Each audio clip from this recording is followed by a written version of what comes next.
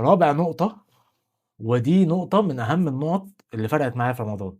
أنا زمان كنت لو في 30 مسلسل في رمضان، أنا باتفرّج على 32 مسلسل، لو في 40 مسلسل، أنا باتفرّج على 50 مسلسل، وجدول وما بافوّتش حلقة، ومش عارف 5 حلقات قبل ما أنام، و6 حلقات الصبح، وحلقة قبل الفطار، وحلقة على الفطار، وما كنتش بافوّت حاجة، ودي أكبر غلطة.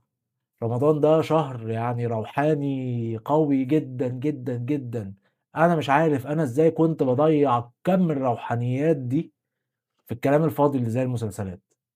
أنا ما عنديش أي مشكلة مع المسلسلات اللي أنت شايف إن هو هيعجبك أو اللي أنت شايف إن أنت عايز تتفرّج عليه، اتفرّج عليه بعد رمضان. حاول ما تسحلش نَفْسك وما تسحلش تفكيرك وما تسحلش وقتك في مسلسل وكلام فاضي وشخصيات وأحداث ومش عارف إيه ومشاكل، كل الكلام ده عادي مش هيطير. أنت عندك 30 يوم لازم تقضّي ال30 يوم دول بأقل حاجة. لو أنت ما بتعملش حاجة خالص، اعمل أقل حاجة ممكن تعملها وهتحس بفرق.